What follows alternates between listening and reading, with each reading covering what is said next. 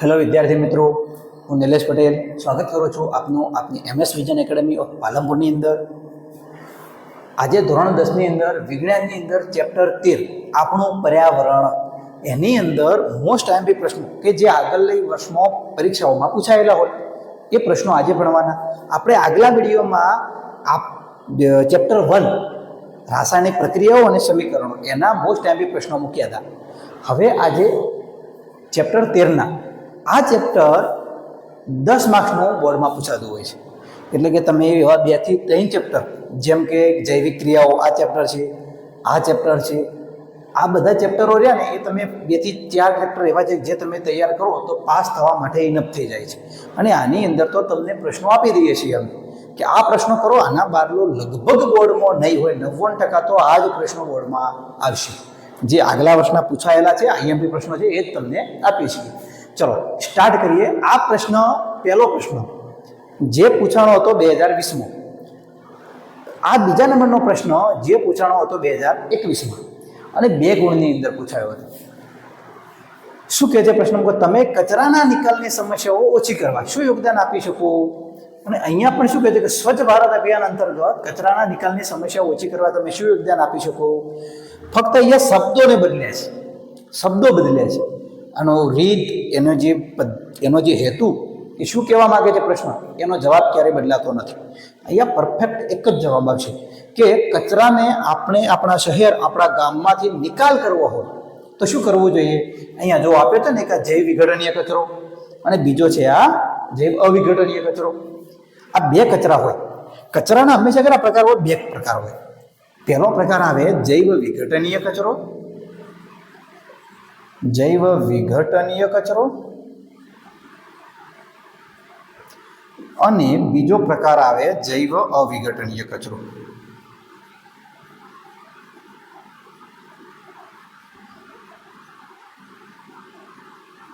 બે પ્રકાર આવે, જૈવ વિઘટનીય કચરો અને જૈવ અવિઘટનીય કચરો. હવે જૈવ વિઘટનીય કચરો કોને કહેવાય? તો આ રહ્યો કચરો તમને જે દેખાય, જેમાં ફળોની છાલ છે અને જેને સડીને ખાતર થઈ ગયું છે, જેનું વિઘટન થઈ ગયું છે. એટલે કે જૈવ વિઘટનીય કચરો એને જ કહેવાય કે જે જમીનમાં સડી જાય, અને જૈવ અવિઘટનીય કચરો એને જ કહેવાય કે જે જમીનમાં સડતો નથી, એટલે કે એનું વિઘટન થતું નથી. આપણે સમજીએ.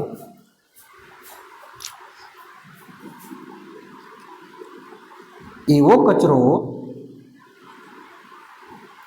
કે જેને જમીનમાં દાટી દેતા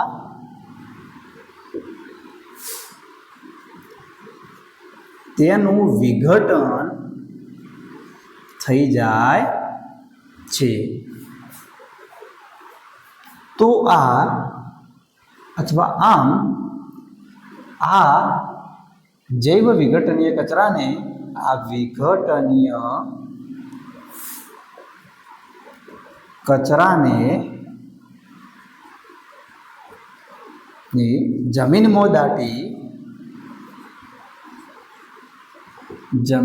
દાટી ઓછો કરી શકાય છે.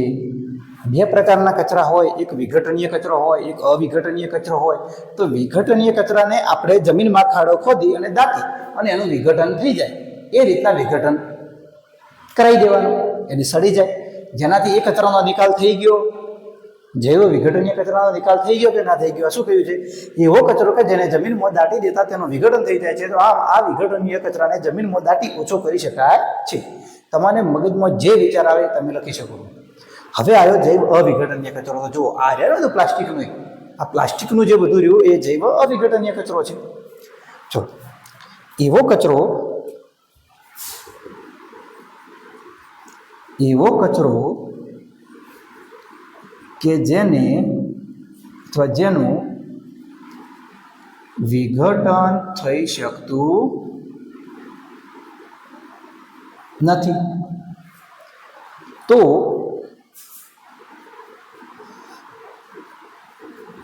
તેવા કચરાને રિસાયકલિંગ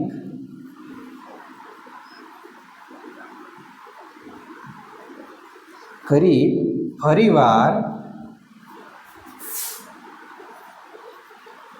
ઉપયોગમાં લઈ શકાય છે. એવો કચરો કે જેનું વિઘટન થઈ શકતું નથી તો તેવા કચરાને રિસાયકલિંગ કરી ફરીવાર ઉપયોગમાં લઈ શકાય છે. આપણે કોઈ બી પ્લાસ્ટિકની વસ્તુ વાપરીએ છીએ, પ્લાસ્ટિકની બોટલ દેખાય છે અંદર, હવે આ બોટલ પાણી પીએ અને આપણે શું કરીએ છીએ, એને ફેંકી દઈએ છીએ.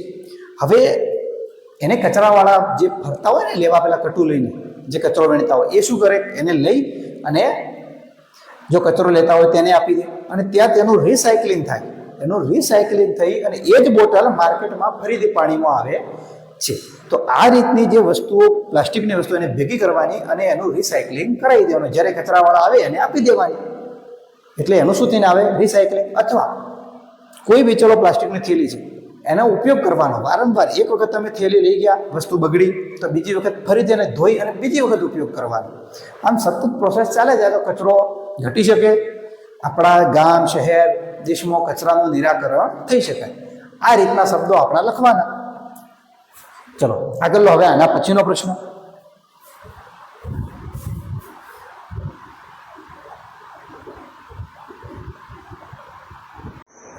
ચલો વિદ્યાર્થી મિત્રો, હવે આપણે આગળ સ્ટાર્ટ કરીશું. શું કહે છે કે ઘર વપરાશમાં કચરાનું વ્યવસ્થાપન કરવા માટે તમે કયા કયા પગલાં લેશો? એટલે આપણે શું કરવું જોઈએ કે જે વસ્તુઓ ઘેર વપરાશમાં ઉપયોગી થાય તેવો કચરો છે એને આપણે કઈ રીતે એને કંટ્રોલ કરીશું? તો આ 2 માર્ક્સનો પ્રશ્ન છે જે પૂછાયેલો છે. એની અંદર ફક્ત આ જે મેં લખ્યું એ એટલું જ લખવાનું. પેકિંગનો આગ્રહ ટાળી નિયત વાસણ કે ટોપલામાં જ વસ્તુઓ, છૂટા ફળો અને શાકભાજી ખરીદવા. જે વસ્તુઓ આપણે પેકિંગ, જેમ કે અહીંયા થેલી પેક કરેલી છે, તો આવી પેકિંગનો ઉપયોગ ટાળવાનો. પેકિંગનો ઉપયોગ ટાળવાનો.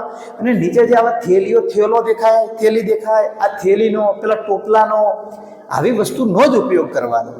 જેનાથી આપણે આ પેકિંગની વસ્તુ કોઈ કામની કરી અને આપણે થેલી ગાડી અને ફેંકી દેવાના છીએ.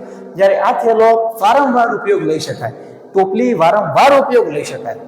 ચલો બીજા નંબરમાં શું કહે છે કે એકવાર ઉપયોગ કર્યા પછી ફેંકી દેવી પડે તેવી વસ્તુનો ઉપયોગ ટાળવો. હવે ભાઈ કઈ વસ્તુઓ કે જે આપણે એકવાર ઉપયોગ કર્યા પછી ફેંકી દઈએ છીએ? જેમ કે ઉપર દેખાય પેનની જે આખો જથ્થાબંધ પેનો પડી છે ને, આપણે ઘણી વખત સ્કૂલમાં ઘણી ખરી પેનો યુઝ કરતા હોય અને પછી શું કરી દઈએ, અને ફેંકી દઈએ છીએ. તો આ જે પેનો ફેંકી દેતા હોય પેનો, તો જે વસ્તુને ફેંકી દેવી પડે એવી પેનોનો ઉપયોગ ટાળવો. એની એવી જ પેનો લાવવી કે જેમ કે આ પેન છે તો આની અંદર, આ પેનની અંદર રિફિલ પતી જાય તો ફરીથી નવી રિફિલ આવી જાય, તો કે આખી પેનનો કચરો ના થાય. આપણી બચત, પૈસા પણ બચે, કચરાનું પણ આપણે કંટ્રોલ કરી શકીએ. પછી બીજું શું કહે છે કે અંદર જુઓ, નીચે રેઝર, દાઢી બનાવવાના રેઝર આવે, એની અંદર જીલેટ કાર્ડ આવે. તો એ જીલેટ કાર્ડ શું કરો, એક વખત ઉપયોગ કરો પછી એને ફેંકી દેવામાં અને પછી ફરીથી નવું લેવું પડે.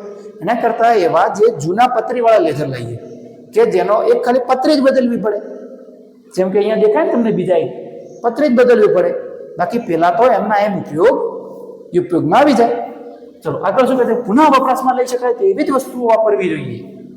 એટલે કે આ બધી અમુક વસ્તુઓ અંદર જોઈએ, અમુક વસ્તુઓ પુનઃ વપરાશમાં આવી શકાય એવી જ વસ્તુઓ વાપરવી જોઈએ, જેથી કરીને એનો ફરીથી ઉપયોગ થઈ શકે. એક સમય બચે એટલા માટે હું આ લખીને તૈયાર આવ્યો છું કે ફરીથી આખું લખવું ન પડે અને તમને થોડું ચિત્ર સાથે બતાવી શકું. ચલો આગળનો ત્રીજો પ્રશ્ન.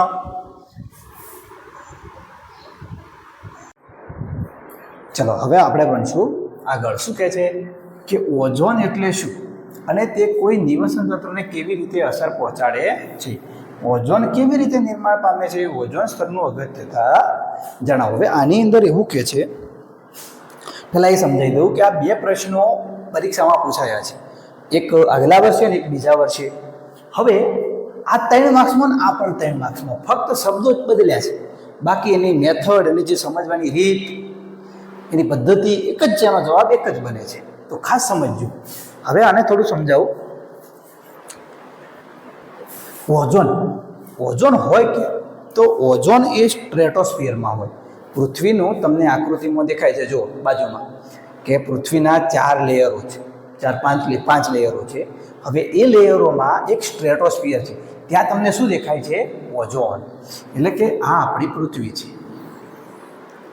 આ પૃથ્વી છે. પૃથ્વીના આ ભાગમાં જે લેયરો હોય ને બધા, આ લેયરોમાં એક આવે સ્ટ્રેટોસ્ફિયર. આ સ્ટ્રેટોસ્ફિયર પર ઓઝોન વાયુ રહેલો છે. આ ઓઝોન વાયુ બને કઈ રીતે? ઓઝોન વાયુ બને કઈ રીતે? તો આ સૂર્ય, ચલો આપણી પૃથ્વી છે, ઉપરથી જ્યારે સૂર્યનું કિરણ ટૂંકી તરંગલંબાઈ વાળું જે પારજાંબલી કિરણ, જેને અલ્ટ્રાવાયોલેટ કિરણ, યુવી કિરણ તમે ગમે એ કહી શકો, જ્યારે એ એના સંપર્કમાં આવે, વાતાવરણના સંપર્કમાં આવે એટલે શું કરે? ઓક્સિજનનો જે પરમાણુ હોય એને તોડે, એનું વિઘટન કરે. એટલે ઓક્સિજનના પરમાણુનું વિઘટન થાય. આ ઓક્સિજનના પરમાણુનું શું થાય? વિઘટન થાય. એને કોણ કરે? એને યુવી વિકિરણ એટલે કે પારજાંબલી કિરણો. અહીંયા પ્રકાશ વિભંજનની ઘટના થાય. પ્રકાશ વિભંજનની ઘટના થાય અને આ ઓક્સિજનનો અણુ તૂટી અને બે સ્વતંત્ર ઓક્સિજન અણુઓમાં નિર્માણ પામે. બે સ્વતંત્ર ઓક્સિજન પરમાણુ બની જાય. આને અણુ કહેવાય, આને પરમાણુ કહેવાય. હવે શું થશે? હવે આ જે ઓક્સિજનનો પરમાણુ હોય, ઓક્સિજન ક્યારેય એકલો તો રહે ના, એ તો દ્વિપરમાણીય અણુ હે. માટે આ ઓક્સિજન બીજા કોઈ ઓક્સિજન સાથે જોડાઈ જશે અને શું બનાવશે? ઓઝોન. ઓઝોન એટલે O3. ઓઝોન એટલે O3. સમજણ પડે છે? જો પેલામાં સૂર્ય પૃથ્વીની ઉપર આવે છે ને, સૂર્યના કિરણો, અને ત્યાંથી અટકાઈ જાય છે, કારણ કે ત્યાં શું છે? ઓઝોન વાયુ છે, જેનાથી વધારે ટૂંકી તરંગલંબાઈવાળા કિરણો ડાયરેક્ટ આવી શકતા નથી, જેનાથી આપણે પૃથ્વી ઉપર એ અલ્ટ્રાવાયોલેટ કિરણો, પારજાંબલી કિરણો ના આવે. એટલા માટે ઓઝોનનું સ્તર હોય છે. જો પારજાંબલી કિરણો આવી જાય તો શું થાય? આપણી ચામડી ઉપર સીધું જો કિરણ આવી જાય તો આપણને કેન્સર થાય, બીમારીઓ થાય, ચામડીના રોગો થાય, એવી ભયંકર બીમારીઓ થતી હોય છે. અલ્ટ્રાવાયોલેટ કિરણ ખૂબ જ ઘાતક હોય છે, જેનાથી ધીમે ધીમે તાત્કાલિક અસર હોય, પણ ધીમે ધીમે એની અંદર વધારે આપણને અસર જોવા મળતી હોય છે. તો આ અલ્ટ્રાવાયોલેટ કિરણોથી આપણનું રક્ષણ કોણ કરે છે પૃથ્વી ઉપર? તો ઓઝોન વાયુ. પૃથ્વી ઉપર અલ્ટ્રાવાયોલેટ કિરણને આવવા દેતા નથી. એટલો બાજુમાં ડાયાગ્રામ તમે સમજી શકો, જોઈ શકો છો. ચલો હવે આપણે આગળનો પ્રશ્ન.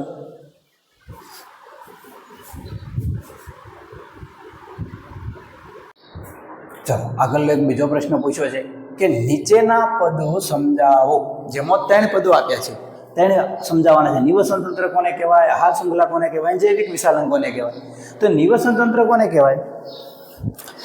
તો કે જૈવિક અને અજૈવિક ઘટકો ભેગા મળે, પરસ્પર આંતરક્રિયા કરી જેની રચના કરે છે તેને નિવસન તંત્ર કહે છે. આમ તમે જે ચોપડીની બેઠી વ્યાખ્યા નહીં હોતી, એની અંદર તમે બિંદાસ્ત લખી શકો કે જેની અંદર જૈવિક ઘટકો આવે અને અજૈવિક ઘટકો આવે. આ બંને પરસ્પર આંતરક્રિયા કરી અને જે રચના કરે છે જેને શું કહેવાય છે? નિવસન તંત્ર. બગીચો પણ એક નિવસન તંત્ર કહેવાય. બગીચો એક નિવસન તંત્રનો પર્સનલ નિવસન તંત્રનું જ એક ઉદાહરણ છે. ચલો આપણે લખી દઈએ. જૈવિક અને અજૈવિક ઘટકો ભેગા મળી પરસ્પર આંતરક્રિયા કરી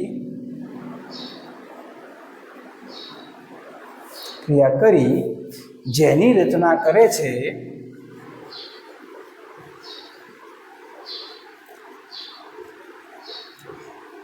તેને નિવસન તંત્ર કહેવાય છે. ચલો સમજણ પડી? યાદ રાખી દો, આટલો લખો ને જવાબ પરફેક્ટ. હવે જૈવિક ઘટકો કોને કહેવાય? તો જૈવિક ઘટકો એવા ઘટકો કે જે સજીવ છે અને અજૈવિક ઘટકો એટલે જે નિર્જીવ છે. હવે જૈવિક ઘટકો અને અજૈવિક ઘટકો ભેગા મળી એટલે જૈવિક ઘટકો અને અજૈવિક ઘટકો ભેગા મળી અને જે નિવસન તંત્રની રચના કરે છે, પરસ્પર આંતરક્રિયા કરી અને જે રચના કરે છે એને નિવસન તંત્ર કહે છે. આ એનો એક આટલો તમે જવાબ લખો ને તો પણ ઇનફ થઈ ગયું. ચલો આગળ હવે આહાર શૃંખલા. ચાલો હવે આહાર શૃંખલા કોને કહેવાય? તો આહાર શૃંખલાની અંદર એવું કહેવાય કે બધા સજીવો ખોરાક માટે એકબીજા પર આધાર રાખે છે અને એક પ્રકારની સાંકળ રચે છે, જેને આહાર શૃંખલા કહેવાય છે. જેમ કે પહેલા ઉત્પાદકો હોય, ઉત્પાદકો ઉપર તૃણાહારી ઉપર મિશ્રાહારી ઉપર માંસાહારી, આ જે ઘટના બને ને આખી સાંકળ રચાય એને શું કહેવાય? આહાર શૃંખલા. તો આપણે લખવાનું કે બધા જ સજીવો ખોરાક માટે એકબીજા પર આધાર રાખે છે અને આ પ્રકારની એક શૃંખલા રચે છે, જેને આહાર શૃંખલા કહેવાય છે. આ પ્રકારની આખા જુઓ, તમે બાજુમાં જુઓ ચાર્ટમાં શું આપ્યું છે? પહેલા ઉત્પાદકો, પછી તૃણાહારીઓ, પછી નાના માંસાહારીઓ, પછી મોટા માંસાહારીઓ. જેને નાના માંસાહારીઓને મિશ્રાહારી કહેવાય, મોટા માંસાહારીઓને માંસાહારી પણ કહેવાય. આને શું કહેવાય? આહાર શૃંખલા. આટલું લખો એટલે આ એની વ્યાખ્યા થઈ ગઈ. ચલો આગળ હવે આવ્યું આપણે જૈવિક વિશાલન. જૈવિક વિશાલન એટલે વનસ્પતિ દ્વારા જમીનમાં આપણે રાસાયણિક ખાતર નાખ્યું, જંતુનાશક દવાઓ નાખી, આ બધી દવાઓ વનસ્પતિ શું કરે? જમીનમાંથી શોષી લે અને શોષી લ્યા પછી જે વનસ્પતિનું ફળ બને અથવા વનસ્પતિમાં જે પાક બને એનો આપણે ખોરાક તરીકે ઉપયોગ કરતા હોઈએ.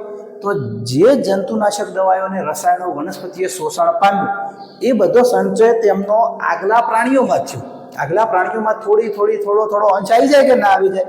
તો થોડા અંશે આપણી અંદર એનો સંચય થતો હોય છે, એટલે કે ભેગી થતી હોય છે. એને જૈવિક વિશાલન કહેવાય છે. આપણે નાખીએ છીએ વનસ્પતિમાં, પણ એની અસર ઠેઠ મોટા માંસાહારીઓ સુધી થતી હોય છે. તો આને કઈ રીતે લખાય કે રસાયણો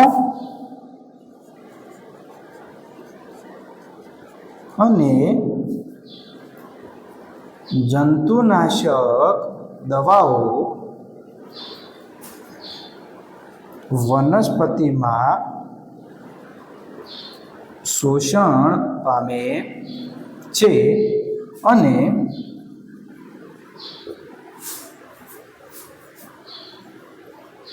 અન્ય પ્રાણીઓમાં તેઓનું સંચય થાય છે, જેને જૈવિક વિશાલન કહે છે.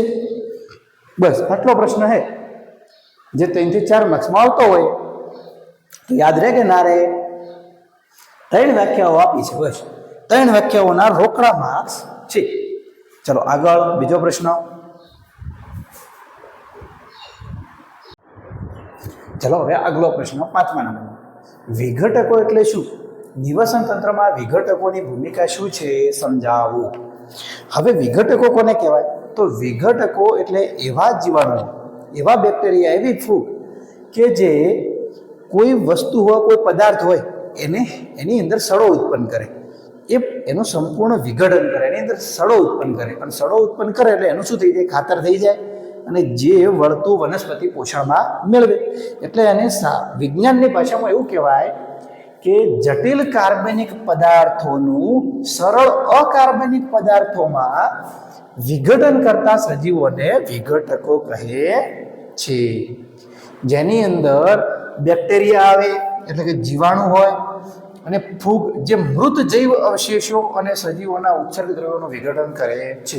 હવે મૃત જૈવ એટલે સમજો કોઈ બી વિઘટન થાય ને, કોઈ જીવિત વસ્તુનું વિઘટન ક્યારે ન થાય? જીવિત પ્રાણીનું વિઘટન થાય નહીં, એ સડે નહીં, પણ મર્યા પછી એટલે મૃત અવશેષોનું વિઘટન થાય. જમીનમાં દટાય, અમુક ઘણી વખત દફન વિધિ થતી હોય ને, દફન વિધિ ચાલે તો માણસને જ્યારે કે કોઈ પ્રાણીને જમીનમાં દફનાવવામાં આવે તો શરીરની અંદર કેટલાક બેક્ટેરિયાઓ કે જે શરીરની અંદરથી વિઘટન કરવાની શરૂઆત કરે, અને અમુક બીજા બેક્ટેરિયા શરીરની બહારથી પણ એનું વિઘટન કરવાની શરૂઆત થાય. એટલે જે સરળ કાર્બનિક પદાર્થોમાં રૂપાંતરણ કરે. વિઘટન એટલે કે જટિલ કાર્બનિક પદાર્થોનું સરળ અકાર્બનિક પદાર્થોમાં રૂપાંતરણ થવું, એને કહેવાય વિઘટન. અને એ વિઘટનની પ્રક્રિયા કરે કોણ? તો કેટલાક બેક્ટેરિયા અને ફૂગ. આ છે ને બિલાડીના ટૂપ જેવું, જે એક મૃત વનસ્પતિની અંદરથી વિઘટન મેળવતી હોય. બેક્ટેરિયા જે ફરે એ બેક્ટેરિયા છે. આ રીતના બેક્ટેરિયા જીવાણુ, નાના નાના જીવાણુ આ રીતના હોય. ચલો આગળનો પ્રશ્ન.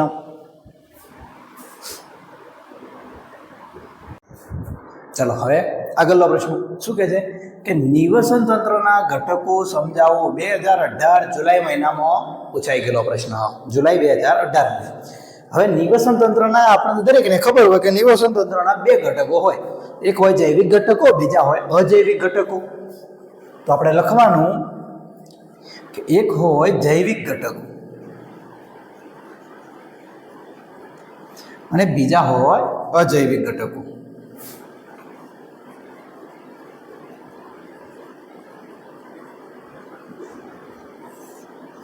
હવે જૈવિક ઘટકો કોને કહેવાય? જૈવિક ઘટકો કોને કહેવાય? તો જે ઘટકો સજીવ હોય, જે ઘટકો જીવિત હોય એ ઘટકોને જૈવિક ઘટકો કહેવાય. જે ઘટકો જીવિત છે એટલે કે સજીવ છે તેને જૈવિક ઘટકો કહે છે.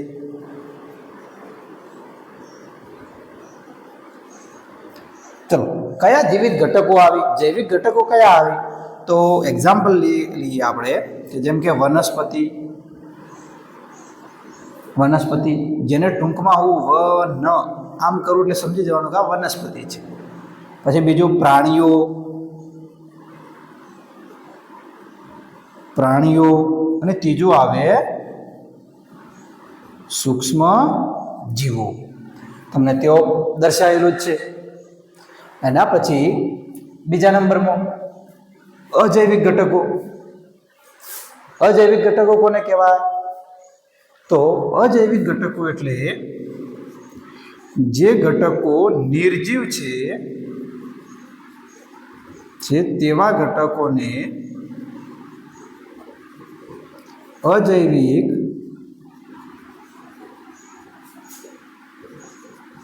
ઘટકો કહે છે. સમજણ પડી? જેમ કે એક્ઝામ્પલ તરીકે સૂર્ય એ નિર્જીવ કહેવાય, પૃથ્વી, ભેજ, તાપમાન, આ બધા કેવા હોય? નિર્જીવ ઘટકો. જે તેઓ પર તમને ચિત્રમાં બતાવ્યા છે ને, સજીવ ઘટકો કોને કહેવાય, નિર્જીવ ઘટકો કોને કહેવાય. ચલો હવે આગળ લાસ્ટ પ્રશ્નો.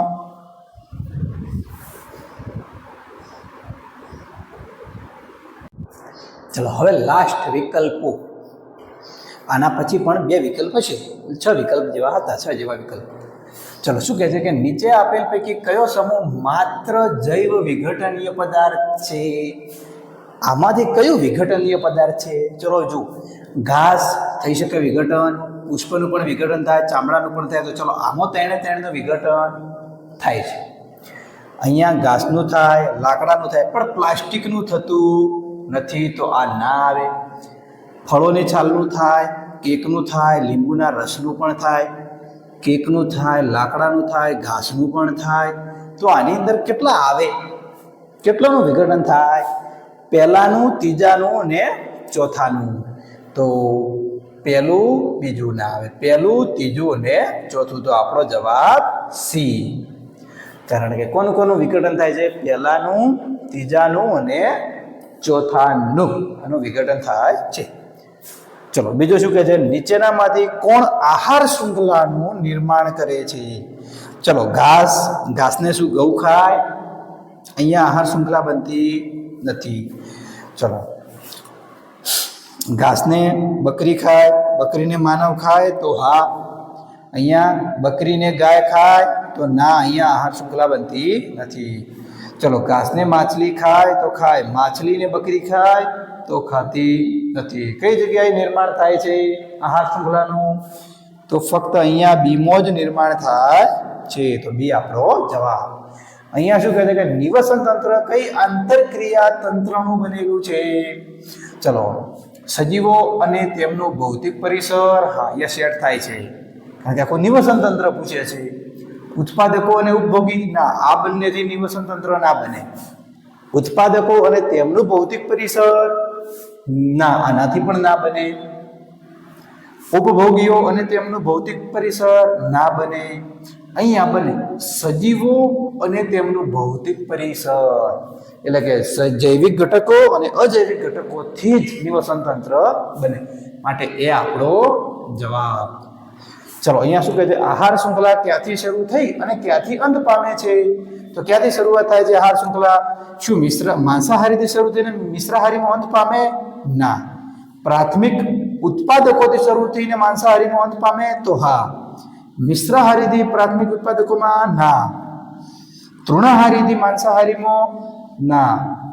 અહીંયા બી સેટ થાય છે, માટે જવાબ આવે બી. ચલો, આના પછી માત્ર 2 જ વિકલ્પો છે.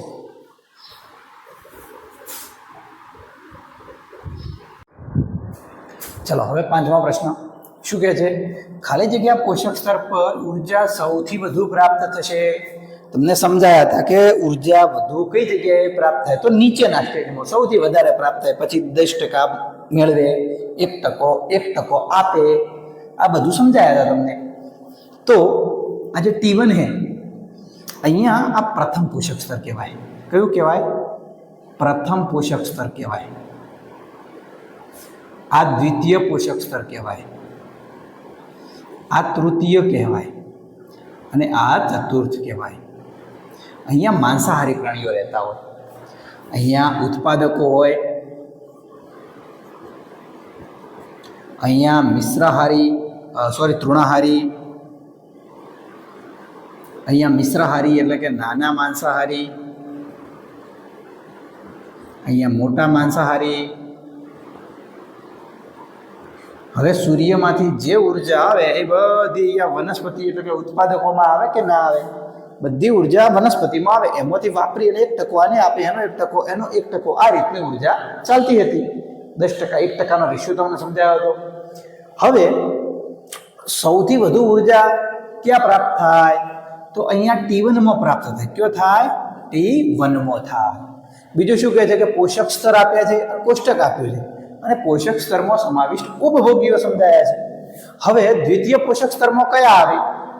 અહીંયા આપણે સમજાયું ને, દ્વિતીય પોષક સ્તરમાં કયા આવે? તૃણાહારી. અને તૃણાહારી કયા કહેવાય? પ્રાથમિક ઉપભોગી. હવે જુઓ, સમજાવું. ઉપભોગી એટલે કે બીજી વસ્તુનો ઉપભોગ કરતા હોય, બીજી વસ્તુ પર આધાર રાખતા હોય. વનસ્પતિ એ સ્વયંપોષી છે, એ પ્રથમ ઉપભોગી ના આવે.